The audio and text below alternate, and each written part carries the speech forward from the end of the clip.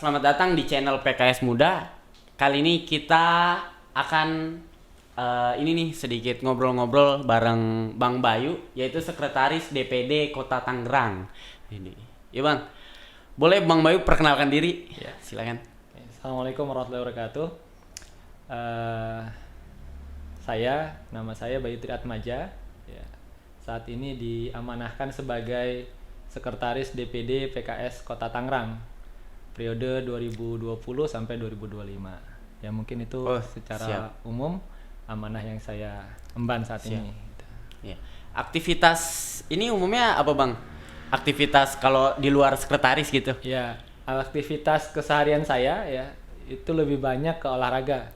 Jadi saya itu hobi sekaligus menghasilkan duitnya ya dari taekwondo. Oh taekwondo, siap. Iya. Ya.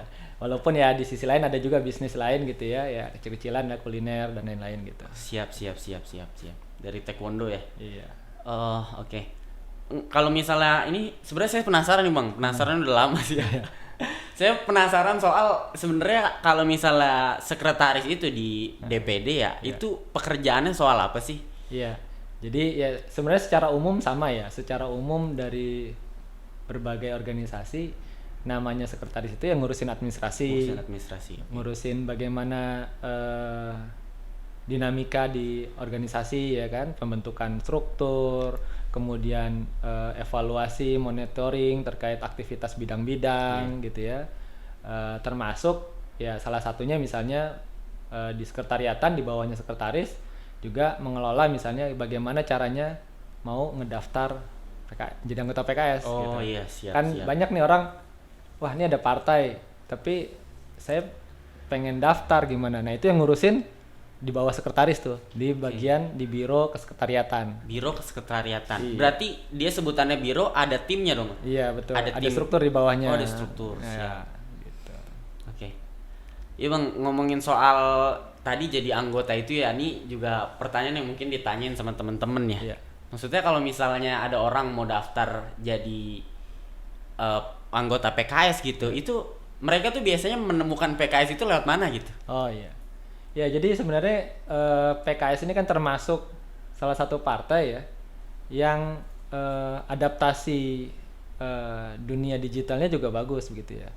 Jadi untuk melihat PKS bisa lewat dari website gitu ya, dari Instagram, dari Facebook, YouTube dan seterusnya gitu ya. Itu bisa lihat-lihat informasi apa sih yang dilakukan sama PKS, kegiatan apa aja sih yang dikerjain sama PKS, baik dari pusat sampai ke mungkin tingkat kota, kecamatan, kelurahan, desa gitu ya. Itu bisa kita lihat sebenarnya dari situ. Oh alah, ya siap. Berarti itu kan maksudnya orang yang sudah mungkin tahu PKS dan tertarik sama PKS. Iya. Tapi kalau misalnya PKS menemukan orang-orangnya itu sendiri? Ya, jadi di sisi lain di dunia nyatanya gitu, itu kan dunia maya ya. Dunia maya. Di dunia nyatanya ya kita kan punya di PKS ini punya anggota ya, anggota di setiap wilayah, bahkan di kelurahan ya, bahkan di tingkat RW atau RT begitu. Nah, jadi menemukannya itu gimana ya, biasanya berinteraksi karena memang kader-kader PKS, anggota PKS ini juga mereka berinteraksi di masyarakat. Entah itu di lingkungan ya kan, kemudian di tingkat RT, pengurus RW atau mungkin di kegiatan keagamaan misalnya di masjid dan seterusnya begitu. Nah dari situ nanti kan ya namanya manusia sosial juga pasti kan bergaul, berinteraksi sama tetangganya dan teman-temannya gitu. Ya mau nggak mau nanti akan ketemu juga dengan kader PKS tuh, anggota PKS gitu. Pasti.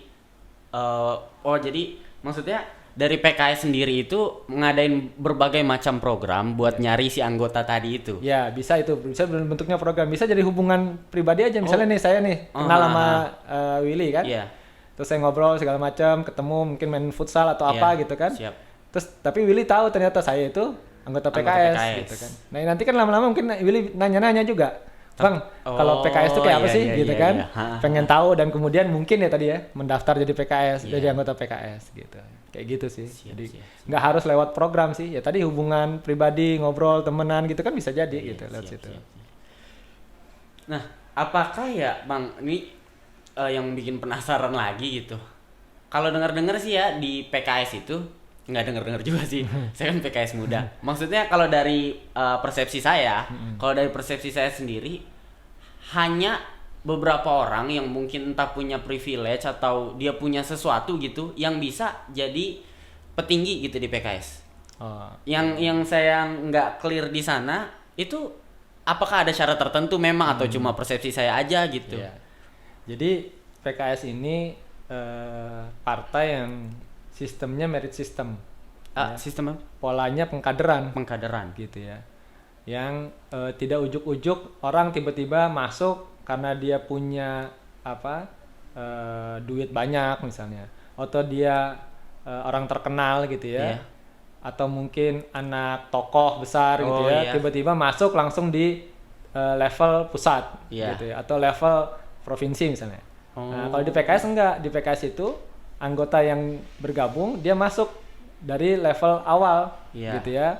Dari level awal nanti dia ikut interaksi, kemudian beraktivitas di PKS, kemudian berjenjang nanti pengkaderan itu sampai ke atas gitu. Oh jadi semua harus mulai dari awal. Iya, Misalnya betul. ada anak presiden Venezuela mau masuk, Iya. tetap harus dari awal Pak ya, Iya, harus betul. dari bawah. Betul. Oh alah, Gitu. siap, Jadi siap. itulah yang membuat PKS ini punya anggota yang memang dibina dengan baik gitu kan, kemudian menjalankan suatu aktivitas itu berproses gitu, enggak karena punya kelebihan tertentu tanda kutip ya, kemudian dia bisa dengan mudah langsung naik ke atas gitu. Oh siap. Bahkan misalnya kalau misalnya ada orang nih tiba-tiba random dari mana gitu, terus nih gua bahasanya invest lah atau enggak Ya. nyumbang apalah gitu di PKS, terus dia mau jabatan yang tinggi itu tetap nggak bisa. Nggak bisa. Dan ini real di Kota Tangerang misalnya, ada misalnya dia pengusaha lah anggaplah ya. Dan dia merasa PKS ini anggota partai yang menurut dia sesuai dengan harapannya dia gitu. Iya. Kemudian dia mendaftar. Ya tetap dari awal. Iya, gitu. Agak unik juga sih Pak ya. Kalau misalnya mungkin dipikir di partai-partai lain, walaupun saya nggak tahu juga, cuma banyak isu-isu yang seperti itu gitu. Iya. Ya harus beli inilah, beli itulah, ya nggak tahu sih. Tapi itu partai lain Pak. Ya,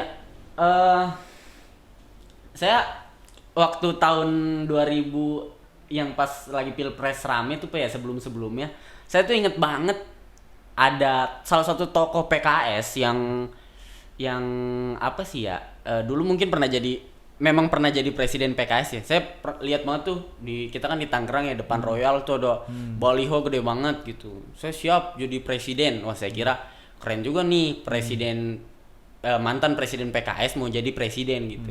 Tapi setelah berapa bulan kemudian saya lihat beliau tiba-tiba sudah tidak ada di PKS ternyata. Tahu Pak ya orang? Tahu ya. Maksudnya yang saya tanyakan itu kalau misalnya case-nya mungkin para petinggi yang sudah keluar gitu Pak, itu apakah atau nggak petinggi doang sih Pak? Maksudnya anggota biasa atau misalnya kader gitu udah keluar, terus tiba-tiba di beberapa tahun kemudian dia minta kembali lagi, apakah ada diizinkan gitu di PKS? Ya, yang pertama terkait dengan syarat keanggotaan dan kemudian baik di ADRT maupun di undang-undang ya. Iya. Jadi salah satu poinnya adalah yang kalau di ADRT yang menggugurkan seseorang itu sebagai anggota PKS selain meninggal dunia gitu dan seterusnya, ya salah satunya dia anggota partai lain. Ibaratnya tanpa dia mengundurkan diri pun ketika dia menjadi anggota partai lain secara otomatis ya hilang. Ya betul. Siap. Nah, itu juga yang di dalam misalnya undang-undang ya memang nggak boleh seseorang punya posisi di dua partai begitu kan, seperti itu. Iya. Itu yang pertama. Yang kedua terkait gimana kalau orang keluar kemudian balik lagi, kan kayak mantan ya. Iya. Siap. Udah pisah mau balik lagi ya kan? Balik lagi ya. Ya sama, kalau punya mantan kan balik lagi ada syarat-syaratnya kan? Ada syarat-syaratnya. Ya kan? Syarat-syaratnya salah satunya misalnya kan, kalau dulu mungkin jadi mantan itu karena ada masalah gitu kan, ngelakuin kesalahan ya, kan harus diselesaikan nih, jangan sampai diulangin kan gitu kan, dan kemudian ada komitmen untuk lebih baik kan begitu kan. Ya sama di PKS juga begitu, kalau udah keluar mau balik lagi Diterima nggak? Ya terima aja. Kita terbuka kok iya, gitu. Iya. Yang bukan mantan aja kita terima kan gitu kan. Kalau mantan mau balik lagi ya silakan gitu. Silakan. Cuman ya tadi balik lagi bahwa kita punya sistem keanggotaan, sistem kaderisasi ya kita nanti sesuai dengan jalurnya gitu. Sesuai Mulai dengan lagi jalurnya. dari nol. Gitu. Oh, alah. Jadi dia walaupun udah setinggi-tingginya mau balik lagi mulai lagi dari nol, Iya, dari bawah lagi. Iya. Gitu. Tapi kalau misalnya yang menjadikan mereka itu, maksudnya menjadikan apa ya, para petinggi PKS itu menjadi petinggi atau misalnya dicalonkan jadi caleg itu, apakah ada kenapa tertulisnya gitu Pak? Iya. Syarat-syarat tertentu? Ya, jadi terkait dengan pencalekan ya. Jadi semua anggota PKS itu punya peluang jadi caleg. Semua. Gitu. Punya Benar-benar semua. punya peluang. Jadi sistemnya begini, sistemnya kalau di PKS ya tadi karena kita sistem kader ya. Tadi kan ada pembinaan nih, anggotanya dibina. Iya. Ya kan? Anggota itu dibina, pembinaannya nanti kita bisa bahas gitu ya. Misalnya apa sih yang dibahas di pembinaannya PKS?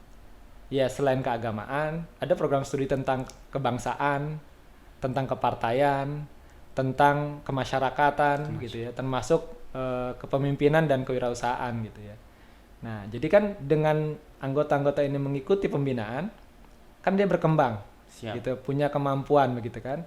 Nah, nanti pencalekan bagaimana di internal PKS itu yang berjalan adalah nanti kita adakan usulan dari bawah, bukan dari atas. Misalnya presiden menunjuk si A, B, C jadi caleg enggak.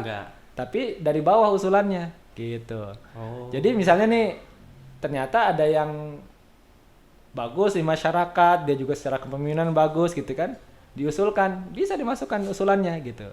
Walaupun nanti dari usulan yang banyak ini kan nggak mungkin semuanya jadi caleg kan, Iya, karena pasti. jatah satu dapil itu kan terbatas. Ya kan, sehingga nanti nama-nama yang ada kemudian dilihat perkembangannya, lihat catatannya ya, namanya kayak karyawan kan, dia kinerja selama 1 tahun misalnya kan ketahuan, ya kan. Nah di PKS juga dari sisi pembinaan yang rutin tadi dengan aktivitas yang ada kan kelihatan nanti bagaimana anggota-anggota ini gitu kan.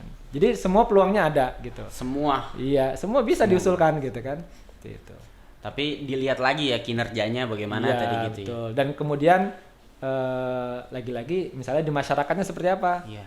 Bisa aja kan ada orang yang memang mungkin bagus tapi di masyarakat kurang misalnya ya, karena dia sibuk dengan aktivitas kerja, misalnya kerjanya di tengah laut ya kan, di offshore gitu. Susah. Kan dia jarang tuh di rumah gitu kan, walaupun dia anggota PKS misalnya kan gitu. Nah kayak gitu kan ada penilaian masing-masing kan gitu. Iya, siap. Jadi kalau peluangnya terbuka ya siapapun bisa, tapi dengan proses yang kita juga demokratis juga, usulan dari bawah. Usulan dari bawah dan dilihat tadi Pak ya, iya, untuk kinerjanya. Baik, berarti itu juga yang karena setelah diusulkan dari bawah lalu dilihat dari kinerja secara keseluruhan, itu juga yang nggak memungkinkan orang-orang yang tadi kayak pengusaha-pengusaha yang tiba-tiba mau ngasih uang masuk terus pengen jadi caleg Pak ya. Iya. Mencegah salah satunya. Jadi ya ini kan sebenarnya akhirnya jangan sampai budaya ibaratnya budaya instan ya, itu muncul gitu ya, bahwa seolah-olah yang penting saya punya sesuatu gitu ya, apapun bentuknya ya, apakah uang, punya apa gitu, kemudian saya mau masuk supaya saya dicalekan gitu ya, itu satu. Nah itu kita menghindari yang seperti itu. Justru bahkan termasuk ya di PKS ini uniknya gini, bahkan tadi ya misalnya ternyata ketika lagi ada usulan-usulan ini, ada anggota yang kemudian tanda kutip ambisius ya, dia berambisi, pengen jadi caleg gitu ya, kemudian kampanye di dalam gitu di anggota-anggota PKS, suruh pilih saya ya, usulin saya gitu, gitu kan. Ini kalau kayak gini malah nggak jadi diambil kalau ketahuan, atau memang pasti ada pasti kelihatan, denger aja gitu ya, kan pasti kan ketahuan. Kalau kayak gitu pasti ketahuan. Bener. Karena apa, di PKS diajarkan ya, dan termasuk di dalam Islam kan, bahwa jabatan itu kan bukan sesuatu yang diminta sesuatu ya. Bukan sesuatu yang harusnya diinginkan gitu ya, tapi ini amanah gitu. Berbeda nanti kalau ketika dia sudah diamanahkan jadi caleg. Caleg. Nah kalau dia diamanahkan jadi caleg kan memang tugasnya gimana caranya nyari suara. Nyari suara. Kan gitu kan. Gitu. Kalau udah jadi caleg kan Iya, gitu. iya, Tapi iya. sebelum jadi caleg ya tadi kita justru malah melihat juga di struktur misalnya bagaimana orang-orang ini jadi jangan sampai nanti dia aktif di masyarakat, dia melakukan A B C D itu ada tujuan tersembunyi Oh, iya. pengen jadi caleg kan gitu. Siap. Itu agak gimana bahasanya ya, agak kurang oke lah ya gitu ya. Iya. Terus Pak, kalau misalnya kenapa orang itu berambisi gitu untuk menjadi caleg? Apakah menurut Bapak, saya tanya perspektif Bapak pribadi ya. Maksudnya kenapa orang-orang yang berambisi tadi, apakah mereka tuh ngincer, apakah benar-benar ayolah pengen memajukan bangsa atau hanya kalau ini pendapat Bapak pure, kenapa, apakah dia pengen memajukan bangsa atau pengen membawa nama PKS atau malah ada motif-motif lain kayak uang gitu, atau mungkin ada case yang bisa Bapak ceritain? Iya, kalau dari sisi ambisi positif nggak ada masalah sebenarnya Nggak ada masalah, ya. iya sih. Ketika dia misalnya dia punya kapasitas tertentu, dia punya sesuatu yang dia bisa berikan nih buat misalnya warga Kota Tangerang gitu ya. Dan dia pede buat terhadap masyarakat, dirinya iya, gitu ya. begitu kan. Mm-mm. Itu sih hal yang mungkin diperbolehkan ya, ambisi yang positif itu ya. Nah, yang kita perlu perhatikan juga sebenarnya kalau ambisinya itu ya tadi hal-hal yang nggak bagus misalnya.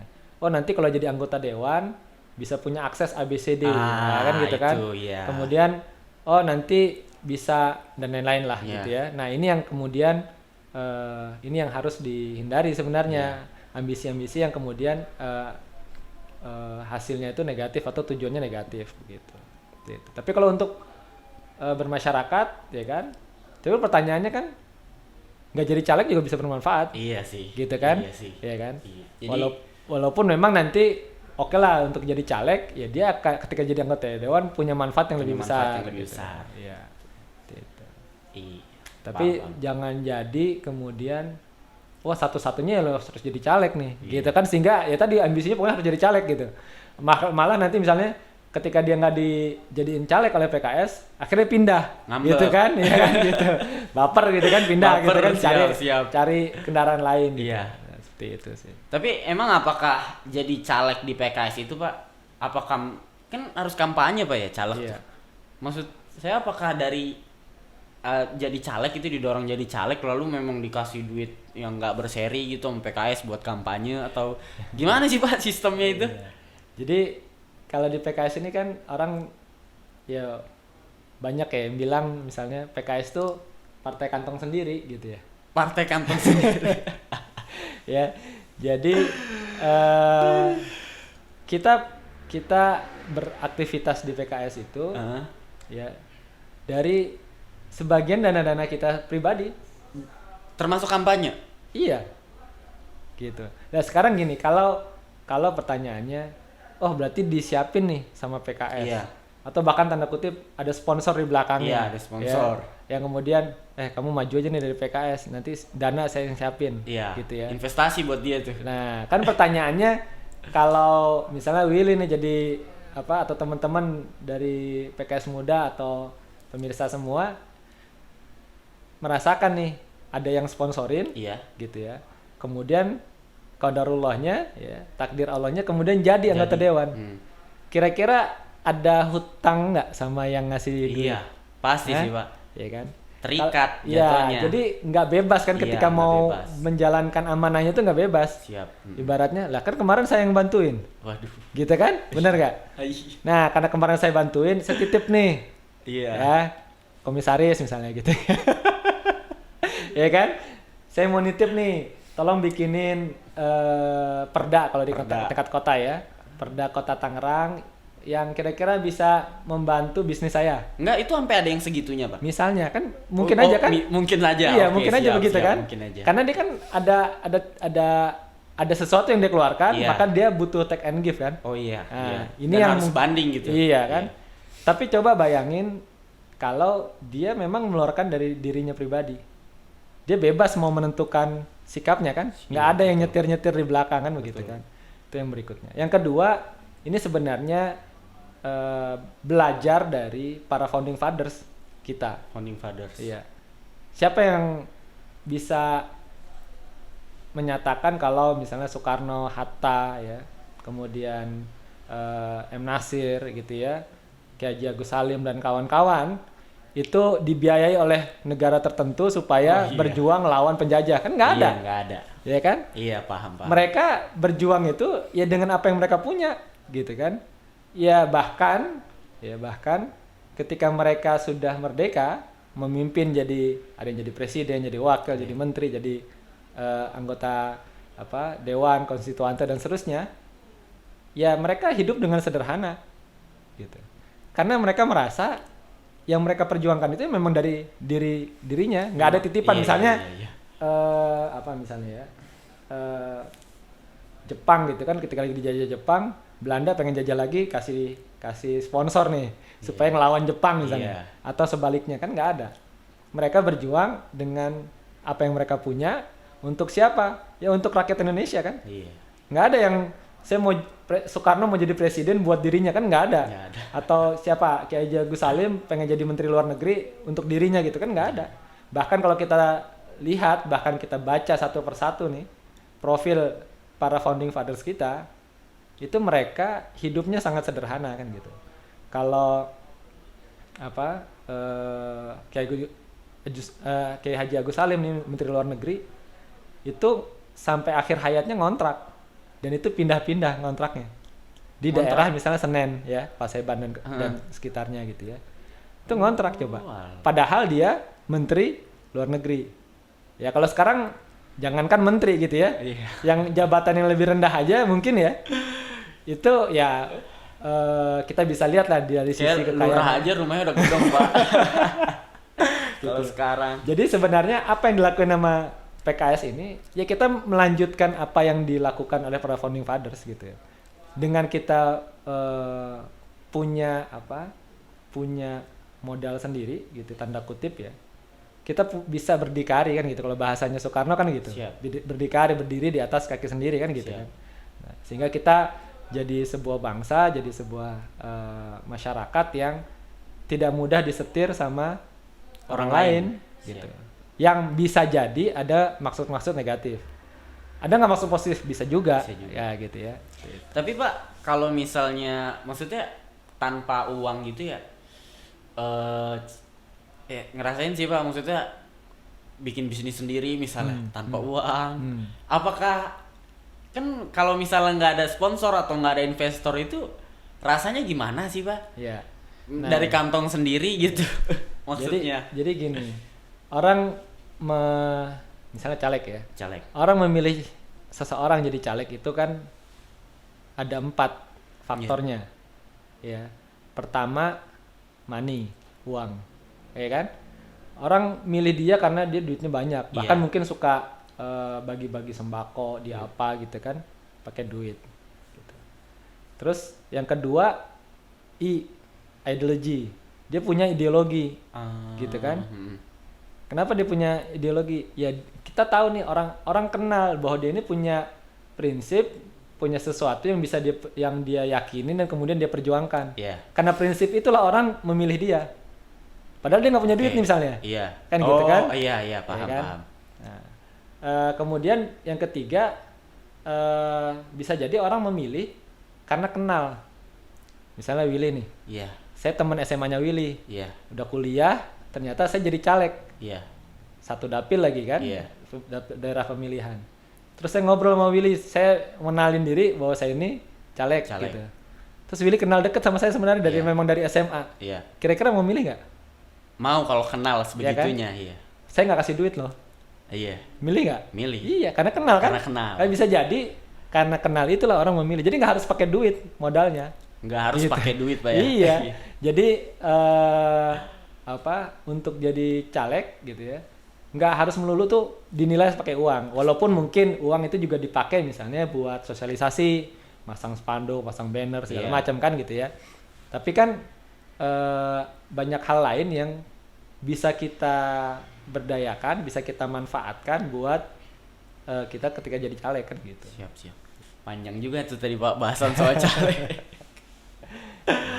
Iya, Pak, itu ya Pak, kalau misalnya lagi-lagi nih Pak, masih ngomongin caleg, cuma saya mau merambat ke aleknya juga, ke anggota legislatif yang ada di sana.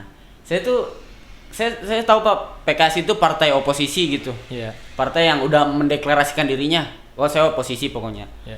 Tapi maksudnya Pak, apakah setiap kebijakan pemerintah itu sebegitu kurangnya gitu sampai kayaknya setiap ada apa dikit nih PKS sikat aja gitu. Ya saya sih setuju aja Pak. Maksudnya kan kalau dari pandangan saya yang sebagai anak muda kayak ngeri juga ya gitu. Sebenarnya gini, ini perlu diluruskan juga gitu. Siap. Bahwa oposisi tanda kutip ya, partai misalnya yang ada di luar pemerintahan, Iya. ya bukan bagian dari pemerintahan atau Iya. bukan nggak memiliki anggota yang ada di kabinet misalnya, bukan berarti dia anti pemerintah tanda kutip. Jadi ibaratnya apapun yang kata pemerintah kritik gitu. Enggak ya? Enggak. Siap. Justru yang ada di luar pemerintahan ini ya, dan dia nggak ada kursinya di kabinet, berarti kan dia hanya punya kursi di dewan. Ya kan? Oke. Benar kan? Sedangkan dewan ini fungsinya kan 3. Iya. Pertama, legislasi, bentuk undang-undang dan seterusnya Iya. kan. Yang kedua, budgeting, ngatur anggaran bersama pemerintah juga nih, Siap. gitu kan. Nah, yang ketiga adalah pengawasan. Yang diawasin siapa? Pemerintah. Iya. Ya udah. Dan ini sebenarnya kan memang fungsinya dewan untuk ngawasin pemerintah. Jadi sebenarnya harusnya nggak PKS doang, memang seluruh dewan gitu. Iya dong. Iya sih. Ya kan? Iya, Kan iya. itu fungsinya dewan. Dewan. Bukan cuman sekedar ya kalau cuman ngatur budgeting biar sama presiden atau kabinetnya, bikin undang-undang yang disetujuin bareng-bareng sama pemerintah. Kalau gitu doang nggak ada pengawasan, berarti kurang fungsinya. Iya. Kan gitu. Sebenarnya fitur paling kuatnya itu ya di pengawasan tadi, Iya. supaya pemerintah itu ada yang ngawasin gitu ya. Betul. Nah, ngawasin itu gimana sih? Kalau misalnya paling gampang lah ya, ada keamanan nih, Iya. ngawasin lingkungan gitu. Kalau aman nggak ada masalah. Ada penduduknya nih, warganya masuk, boleh nggak? Boleh. Iya. Kalau ada orang yang dicurigain, stop dulu kan gitu kan. Oh, iya. Jadi ngawasin itu nggak harus semua kebijakan ditolak kan. Ntar warga mau masuk nggak bisa masuk gitu kan. Nah, ini juga sama di luar pemerintahan, oposisi itu tidak selalu mengkritik atau anti apa yang Ucapkan ambil oleh pemerintah. iya. Siap. Contoh yang terbaru lah misalnya terkait dengan Palestina. Ya kan? Pemerintah Pak Jokowi ini kan mendukung Palestina, iya. ya kan? Apa kita kritik? Enggak. Gitu. Karena emang itu sesuai dengan amanat konstitusi kita gitu kan, bahwa penjajahan di atas muka bumi harus dihapuskan kan gitu kan, dan seterusnya. Nah, ini kan kita nggak kritik, ya kan? Iya. Tapi contoh yang terakhir misalnya haji misalnya kemarin ya, walaupun Iya. sekarang polemiknya sudah selesai, ternyata memang dari Arab Saudi sendiri sudah Confirm. menutup ya bahwa Menutup. nggak menerima dari Siap, luar. siap. Tapi kritik itu kan boleh kita protes. Misalnya yang terbaru misalnya, bagaimana ada wacana, ya, kemudian pemerintah pusat ingin menambahkan PPN buat apa? Buat sembako, iya, buat pajak, biaya iya. pendidikan, buat lain-lain, ya kan? Ini kira-kira gimana? Kita setuju nggak nih? Enggak sih. Enggak kan? Pasti enggak gitu. Nah, apa ya kita karena karena kita karena kita kan sendirian nih PKS misalnya, atau mungkin ada partai lain yang juga di luar kabinet. Udah kita setuju aja lah. Percuma kita teriak-teriak juga kita kalah suaranya misalnya. Kan nggak begitu. Iya sih. Iya kan? Ya apapun halnya, kalau itu benar ya harus disuarakan walaupun kita sedikit. Kan gitu kan? Walaupun semua nih nggak ada yang kayaknya aman-aman aja gitu. Contoh, ini di 2020 ya, ada ya kayak sekarang RUU misalnya yang kemudian disahkan itu Perpu nomor 1 2020 terkait dengan COVID, Iya. ya kan? Yang itu salah satu poin-poinnya adalah, atau beberapa poinnya adalah mengurangi fungsi budgeting dan pengawasannya dewan. Contohnya apa? Jadi penggunaan anggaran COVID itu nggak diawasin. Nah, itu yang nolak siapa? PKS sendirian, gitu. Terus akhirnya perpunya kan lolos begitu ya, atau undang-undang kemudian jadi perpunya lolos. Terus PKS kalah. Oke, secara suara kalah, tapi secara nilai perjuangan yang kita perjuangkan nggak kalah. Iya. Suara yang kita sampaikan nggak salah juga Nggak gitu. salah. Siap. Nah, itu satu terkait dengan oposisi. Termasuk kita sekarang ini kan PPN terkait dengan sembako ini kan yang cukup lantang anggota-anggota fraksi PKS kan. Iya. Sejak awal diwacanakan sampai sekarang, walaupun terakhir Menteri Keuangan mengatakan ini baru wacana, belum diketok gitu kan. Siap. Baru dimasukkan di rancangan undang-undang. Cuma ya kemarin terakhir misalnya di diskusi yang diadakan sama salah satu radio ya, Iya. swasta di Jakarta, anggota fraksi dari PKS Bu Anis Biarawati mengatakan jadi wacana aja nih salah. Untuk jadi wacana PPN untuk sembako ini aja salah untuk wacana. Iya. Apalagi itu harus dimasukkan ke rancangan undang-undang gitu Iya. kan. Nah, Enggak banget ya, ya, Pak. itu namanya kita mengatakan bahwa kita mengkritik secara konstruktif. Gitu ya. Mengkritik Siap. tapi konstruktif. Sembari- Nggak asal pokoknya nggak setuju gitu kan. Oh, iya. Dan teman-teman nih ya, mungkin kalau milenial di PKS Muda atau teman-teman milenial yang menyimak podcast ini mungkin perlu juga tuh lihat flashback berita-berita dulu. PKS kan sekarang ya dari 2014 aja nih di luar pemerintahan kan. Iya. PKS pernah loh masuk di dalam pemerintahan. Ah. Pernah masuk di bagian di pemerintahan. Kapan? Waktu zamannya Pak SBY. Pak, Ya kan? oh, yang pernah jadi Menteri Sosial. Ya, Oh, kita siap. pernah di 2004-2009 kita periode pertama Pak SBY kita di dalam pemerintah. 2009-2014 kita juga masuk ke dalam dalam pemerintah. pemerintah. Siap. Nah, pertanyaannya kalau dalam pemerintah manut aja nggak? Gitu. Itu kan pertanyaan tuh. Iya, pertanyaan lagi.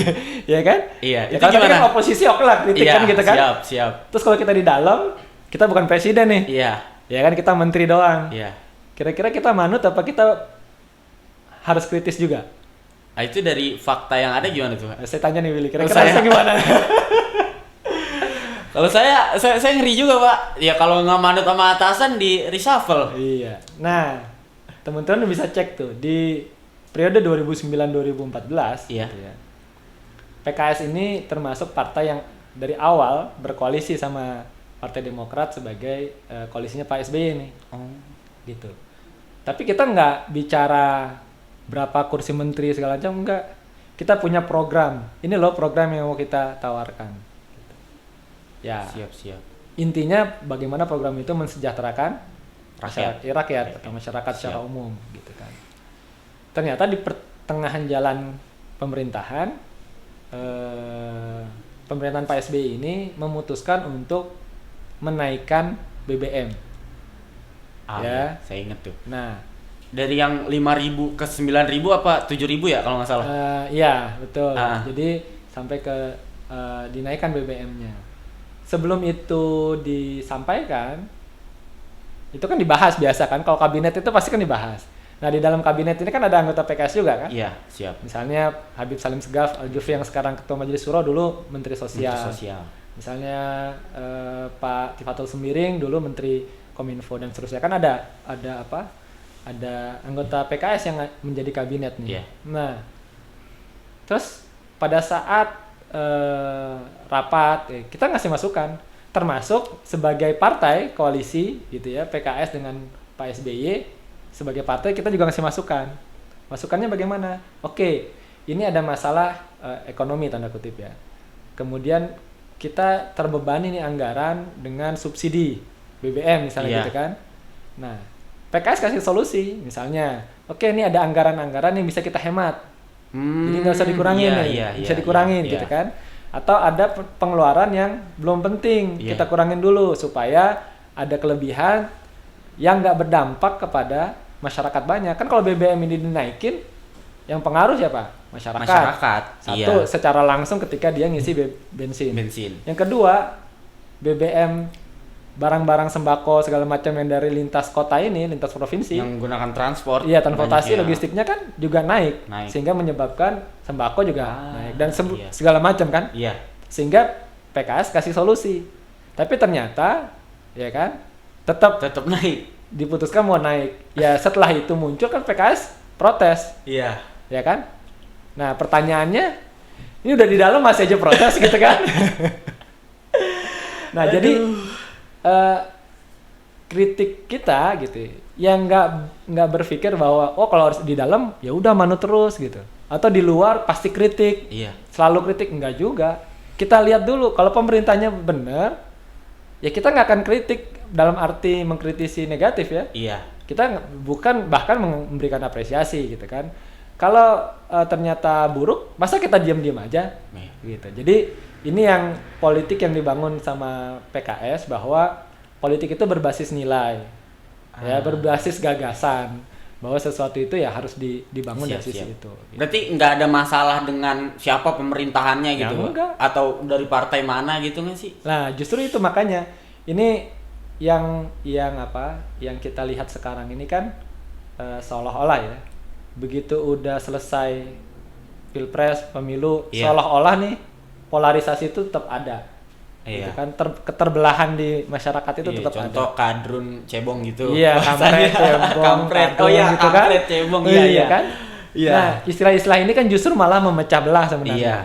Makanya di PKS ya, kalau teman-teman lihat nih, ya, baik dari tingkat pusat sampai ke daerah-daerah gitu ya. Kita punya agenda namanya silaturahim kebangsaan. Oh. Jadi kita komunikasi sama partai-partai. Kalau di pusat bahkan sampai ke partai-partai yang di pemerintahan pun kita silaturahimin gitu ya. Termasuk misalnya Pak Jokowi sekarang kan dari PDIP, kita silaturahimin juga sama PDIP gitu. Jadi nggak ada alasan kemudian ketika kita berbeda pendapat kemudian silaturahim putus, enggak. Dan itu bisa teman-teman nih milenial sekarang juga lihat tuh founding fathers lagi, balik lagi ke founding fathers. Bagaimana Soekarno misalnya dari PNI, kemudian Nasir di Masyumi gitu, Partai Islam. Iya. Misalnya Sumitro ya di PSI, bukan PSI yang sekarang nih ya. Iya. Dulu PSI-nya itu namanya Partai Sosialis Indonesia. Ya. Itu walaupun beda debat di konstituante gitu ya, bahkan dulu ada PKI gitu ya, berdebat gitu ya. Tapi di konstituante begitu keluar, ya mereka komunikasi baik-baik aja gitu. Nah ini kan yang budaya atau tradisi ini yang perlu kita teruskan sebenarnya. Oke, kita secara gagasan berbeda, ya kan? Kita berdebat di ruang sidang gitu ya. Tapi secara silaturahmi tetap jalan terus gitu. Ya contoh misalnya Hamka ya kan? Hamka dan Soekarno ya kan? Hamka juga ini kan dari Masyumi dulu. Walaupun terakhir beliau kemudian dikasih amanah di MUI ya. MUI.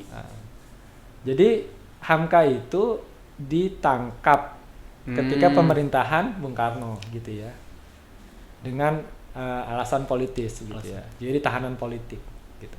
Secara lihat begitu kan, kalau zaman sekarang nih ya, itu udah ini pasti kelompoknya Soekarno sama kelompoknya Hamka kan gitu ya.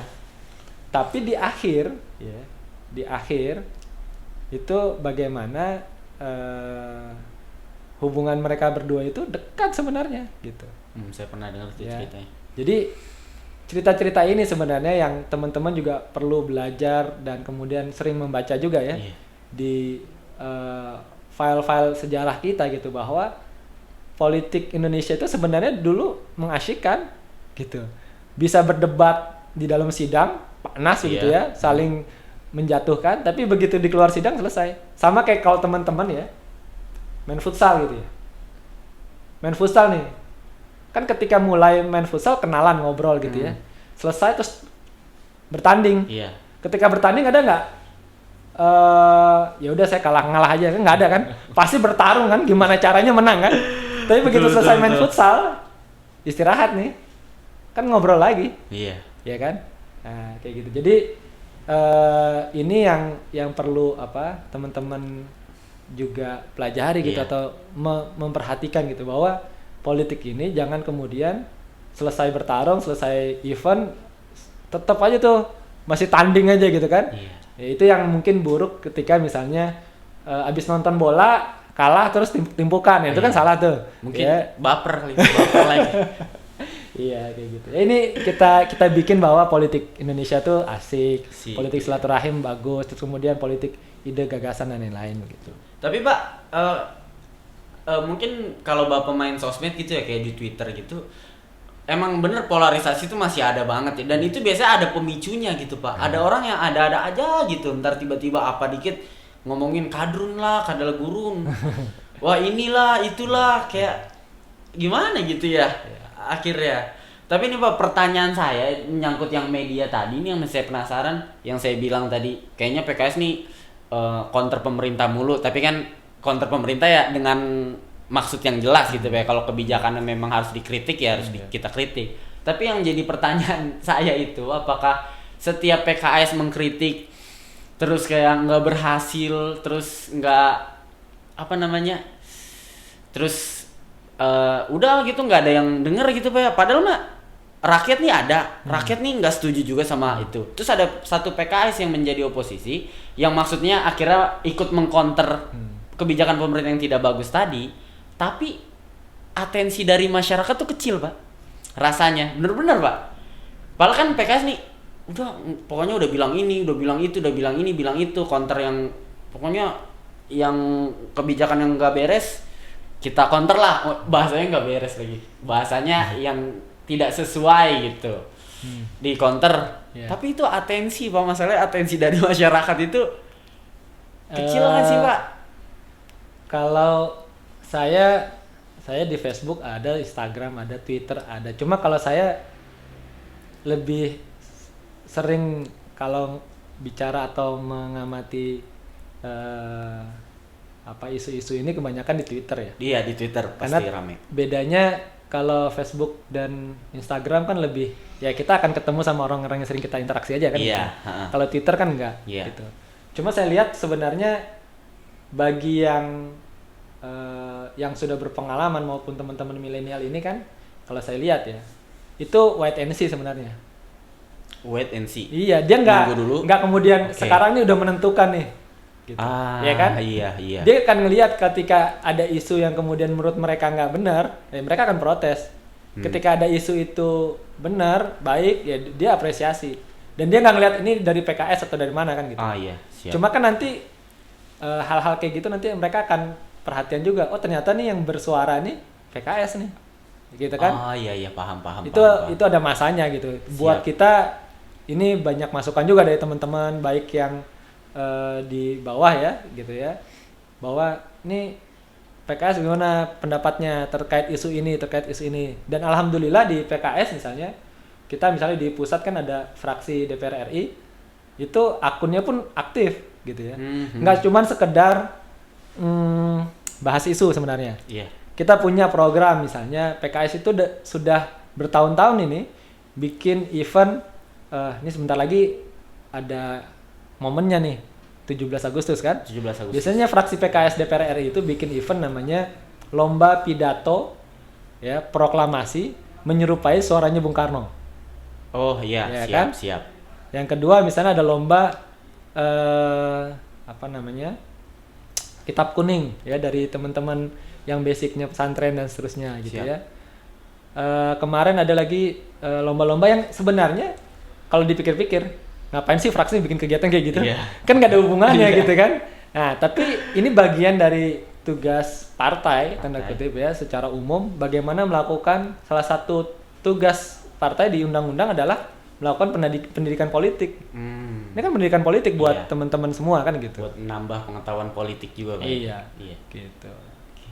Berarti kalau saya tangkap dari omongan Bapak tadi, berarti PKS ini dengan bersuara seperti itu ya mungkin harapan, maksudnya suatu, walaupun sehari ini gitu kayak atensi dari masyarakat mungkin kecil atau misalnya nggak ada yang seblow up itu gitu ya, maksudnya walaupun kita kritik terhadap kebijakan pemerintah tapi kan tidak seblow up yang kemarin gitu atau partai-partai lain, tapi tetap harapan dari PKS juga ya nanti lambat laun gitu ya mereka juga akan tahu gitu ya mana yang memang gimana ya istilahnya, mana yang sesuai lah iya. Jadi memang saya ngeliatnya gini, ini kan bonus demografi sebenarnya. Sekarang Indonesia masuk bonus demografi, termasuk nanti beberapa tahun ke depan. Jadi apalagi yang bonus demografi ini kan banyak milenial, Banyak hampir 50% nanti milenial gitu ya. Dan milenial ini kan nggak bisa di apa? Nggak seperti dulu ya. Mungkin kalau dulu 5-10 tahun ke belakang atau bahkan lebih, kalau ada survei-survei gitu, ditanya kalau sekarang dilakukan pemilu akan memilih partai apa misalnya gitu kan? Yeah. Oh partai A, kenapa? Ya. Ah. Biasa jawabannya nih kalau zaman dulu nih awal-awal reformasi Iya, gitu ya. siap. Jawabannya adalah karena saya biasa milih partai itu. Satu. Yang kedua, oh karena bapak saya atau orang tua saya itu milih partai itu. Itu zaman reformasi. Awal-awal ya. Belum Awal-awal ya. Jadi ketika siap. masih ibaratnya transisi dari Orde Baru kemudian ke awal Ya, reformasi. siap. Tapi dengan ada anak muda sekarang nih, milenial ini, teman-teman anak muda ini kan pasti nggak begitu.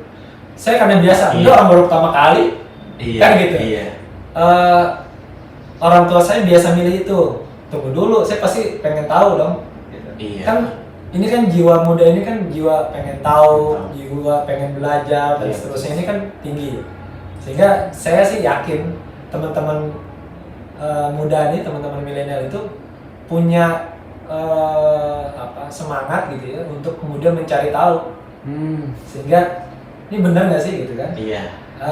Walaupun misalnya tanda kutip ada survei, ada apa gitu ya. Iya. Ini mengarahkan seolah-olah ini nih yang kira-kira Ini yang tinggi gitu kan. ya. Tapi saya yakin anak-anak muda itu nggak begitu tipenya. Dia pasti akan cari tahu. Cari gitu. tahu, siap. Ya kan kalau misalnya ada satu produk gitu ya yang mereka suka gitu, atau satu aktivitas yang mereka suka, mereka kan nggak ujuk-ujuk tergantung yang lain aja, kan enggak. Iya. Mereka pengen tahu yang Iya, dia suka pasti, itu apa pasti. gitu kan. Siap. Kemudian cari tahu dan belajar dan seterusnya.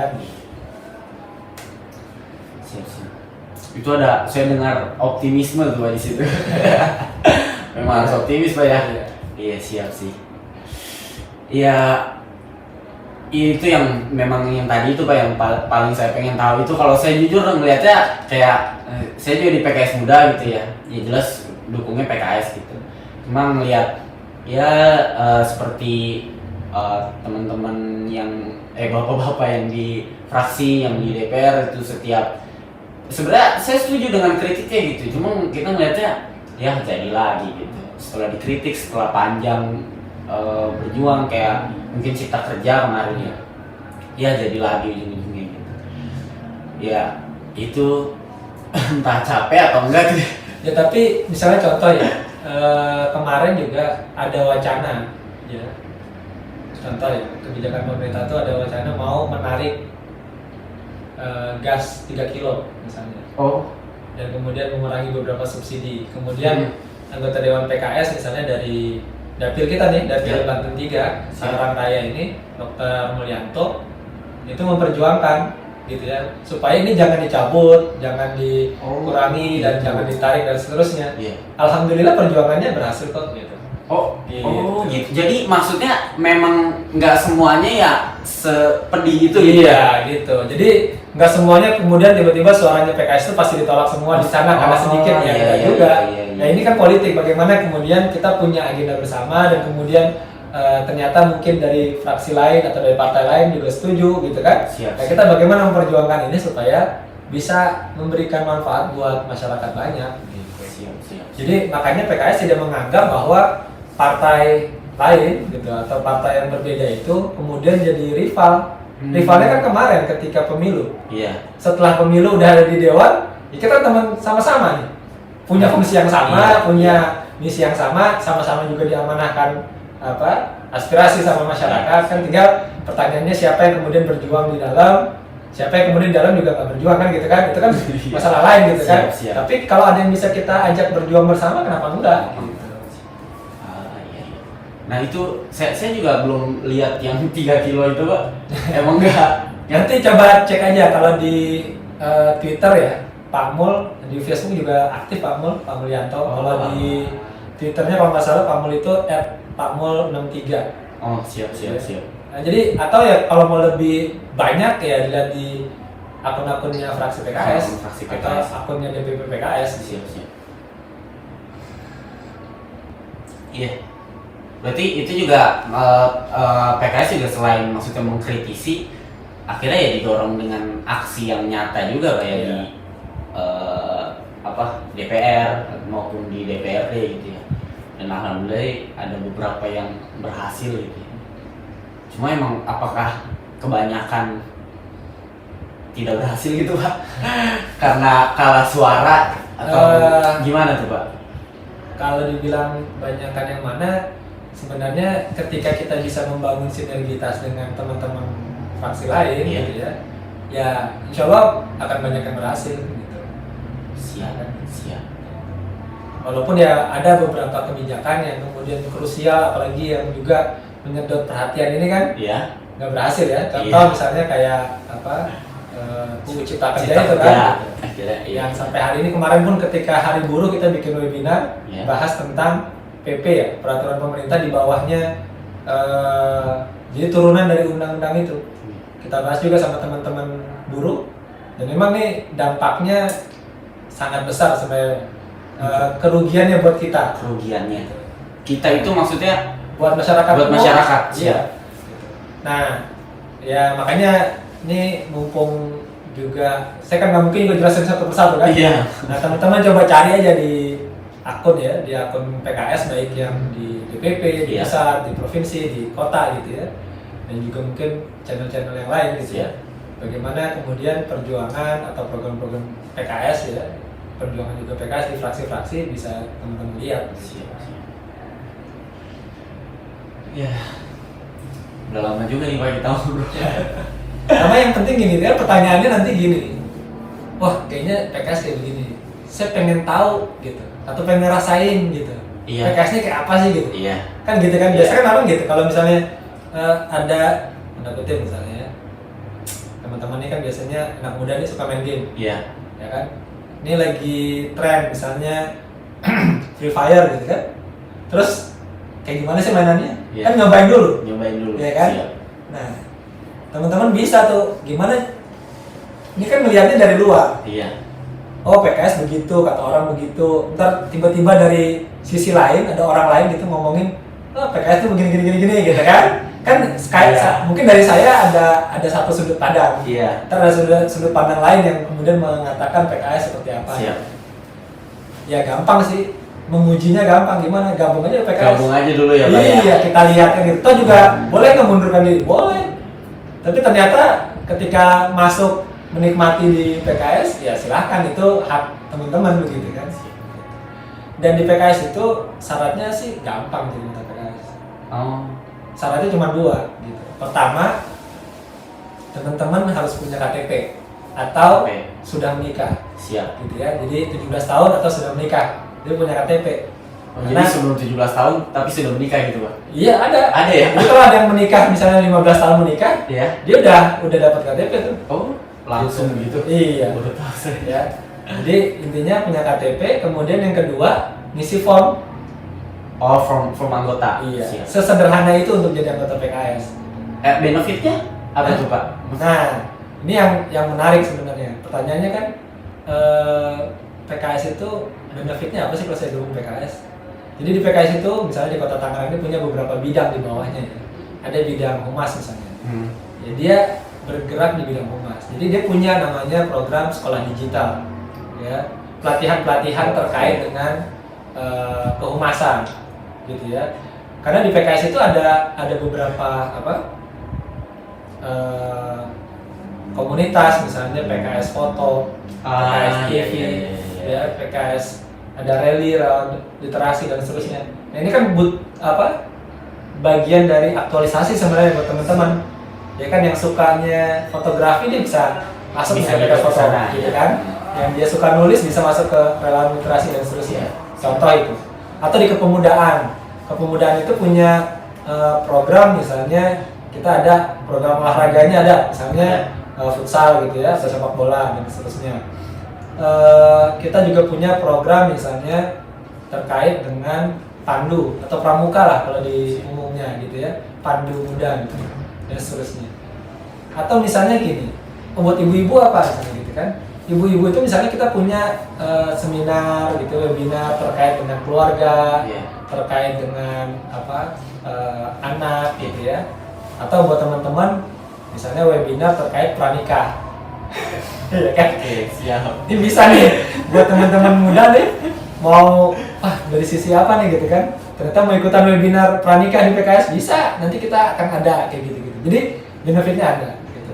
Jadi kan banyak orang ketika misalnya mau bergabung ke komunitas membership gitu kan bisa nanya gitu kan, benefitnya apa sih? Tapi saya ada satu statement ya. Jadi kadang-kadang kan orang berpikirnya kalau saya gabung saya dapat apa? Iya. Kalau kita sering dengar misalnya ada orang bertanya, apa yang negara lakukan buat saya? Ya kan? Iya. Tapi kan ada jawabannya. Kita balik. Pertanyaannya adalah, apa yang bisa saya lakukan buat negara? Makanya kalau terkait partai sih bisa juga tanya, apa yang teman-teman punya, potensi teman-teman muda ini punya, yang bisa teman-teman berikan, ya kan, untuk masyarakat Kota Tangerang melalui apa? Melalui PKS. Yang punya potensi olahraga, yang punya potensi misalnya suka naik gunung, ya kan, atau yang punya kemampuan misalnya nanti kita ada misalnya kebencanaan, ya kan, PKS ini kan termasuk langganan bencana nih, banjir, ya kan, yang datang duluan gitu. Iya kan? Ini punya potensi bagaimana misalnya mengaktualisasikan dirinya, potensinya buat masyarakat. Jadi nggak cuma berpikir apa yang saya dapat dari PKS, tapi apa yang bisa saya berikan melalui PKS buat masyarakat warga Kota Tangerang. Utama kan mikir itu dulu ya. Iya gitu. Kan kalau anak muda nggak biasa tuh yang mainstream kan? Iya. Yang cuman apa sih yang didapat dan seterusnya. Iya. Justru mereka butuhnya apa yang bisa saya aktualisasikan buat orang lain kan? Saya explore diri saya buat bisa mengembangkan diri saya kan. Tapi Pak, kalau misalnya kayak gitu, sebagai contoh aja gitu, ada nggak sih maksudnya orang yang menjadi caleg atau minimal caleg lah ya, yang semuda itu gitu loh, maksudnya? Kalau di Kota Tangerang belum ada. Ya, kalau yang muda belum. Tapi kalau jadi caleg ada, tapi belum jadi nih, gitu ya. Maksudnya jadi caleg kemarin, tapi range umur berapa tuh Pak? Di bawah 30 tahun. Di bawah 30? Iya. Itu udah muda ya, Iya. untuk ukuran politik. Iya. Nah, kalau di luar, di daerah ada beberapa yang memang masih muda, gitu ya. Jadi sebenarnya, apalagi tadi saya bilang, bonus demografi ini sebenarnya kan anak muda potensinya besar, gitu kan. Dan PKS juga nggak mungkin, ya tadi kalau saya bicara tadi tentang merit system gitu ya, nggak mungkin lah masa dari sekian banyak anak muda nggak ada sih calon legislatif dari anak muda, gitu kan. Nah justru kita membuka nih anak-anak muda di Kota Tangerang yang punya potensi gitu ya, silakan gabung PKS, kita siapkan wadahnya, kita siapkan programnya untuk siap jadi caleg gitu, jadi anggota legislasi atau legislatif dari Kota Tangerang gitu. Jadi masih terbuka lebar tuh ya, tentunya dengan yang sistem yang tadi. Iya. Siap. Dan kalau Ketua Bidang Kepemudaan PKS di DPP ya, Dr. Gamal Albin Said mengatakan PKS itu tidak menjadikan anak muda sebagai objek, tapi jadikan anak muda ini sebagai subjek. Jadi objek itu misalnya gini, bikin kegiatan anak muda. Bahkan kadang-kadang ada yang mending bikin kegiatan anak muda. Pokoknya si caleg-caleg ini tampil jadi kayak anak muda gitu. Oh iya. Padahal nggak muda, gitu kan udah tua gitu kan, tapi gayanya aja dibikin muda supaya seolah-olah sama kayak anak muda. Gitu. Iya. Tapi kan tetap si anak muda ini cuma jadi objek. Iya. Ya kan buat milih. Tapi kalau jadi subjek kan justru anak-anak muda ini yang berperan, yang menjadi subjeknya, dia yang pelakunya kan begitu. Siap. Makanya akhirnya anak-anak muda ini yang kemudian berkontribusi gitu kan, maju lewat manapun gitu ya, lewat jalan apapun. Dan tadi lagi-lagi nggak harus politik ya, di PKS itu ada bidang tadi kepemudaan, ada bidang kepanduan atau misalnya olahraga, ada bidang perempuan gitu ya, ada bidang humas, kemudian bidang politik hukum juga ada. Jadi semua background itu bisa kita terima gitu, bisa kita buka pintunya buat teman-teman dengan berbagai latar belakang, dengan berbagai potensi yang ada. Siap. Karena itulah tugas fungsinya partai politik, bagaimana mendidik masyarakat secara politik, kemudian berkontribusi untuk memajukan negeri ini. Iya. Karena kan salah satu jalur ya, kalau di tingkat daerah, jalur untuk menjadi pemimpin itu lewat mana? Lewat politik, lewat politik. Iya. Ya kan? Kalau di nasional, ya cuma satu-satunya jalan untuk jadi pemimpin nasional itu ya dari politik. Dari partai politik. Nggak bisa independen. Kalau di daerah mungkin masih bisa independen kan? Tapi kalau nasional kan harus ada dari partai politik. Ya. Nah, sehingga itulah tugas fungsinya salah satunya dari partai-partai politik ini. Siap. Dan PKS membuka peluang itu buat teman-teman anak muda ya, milenial buat bergabung dan kemudian berkontribusi tadi buat siapa? Buat masyarakatnya, buat warga Kota Tangerang gitu. Terakhir Pak, sebagai penutup kasih pesan buat teman-teman anak muda Indonesia sih. Iya. Jadi pesan saya buat teman-teman muda gitu ya, milenial Indonesia khususnya Kota Tangerang, terus kembangkan potensi kalian, terus berkontribusi ya dengan berbagai latar belakang kalian gitu ya. Karena negeri ini membutuhkan potensi-potensi itu, membutuhkan bakat-bakat, minat dan semua potensi yang ada dari anak-anak muda ya untuk negeri ini gitu. Bukan buat keluarga, bukan buat kelompok gitu ya, tapi buat negeri ini gitu. Dan itu ada di mana? Ada di diri kalian. Masa depan bangsa ini dari anak muda. Siap. Nah, saya malah berharapnya bahwa pemuda hari ini ya pemimpin hari ini. Iya. Kalau yang lain kan pemuda hari ini pemimpin masa depan. Jadi yang memimpin siapa ya? Orang tua lagi kan gitu. Saya nggak maunya kalau bisa pemuda hari ini ya pemimpin hari ini. Jadi maksudnya hari ini nih anak muda emang udah waktunya ngambil peran gitu. Iya betul. Ya. Mungkin itu dari saya. Siap Pak. Ya, makasih Pak Bayu udah hadir di podcast kita kali ini. Buat berikutnya masih banyak podcast menarik dari PKS Muda. Teman-teman tungguin aja. Ya saya mohon maaf kalau ada kesalahan, ada kekurangan. Sampai jumpa di event yang lain gitu ya. Assalamualaikum warahmatullahi wabarakatuh.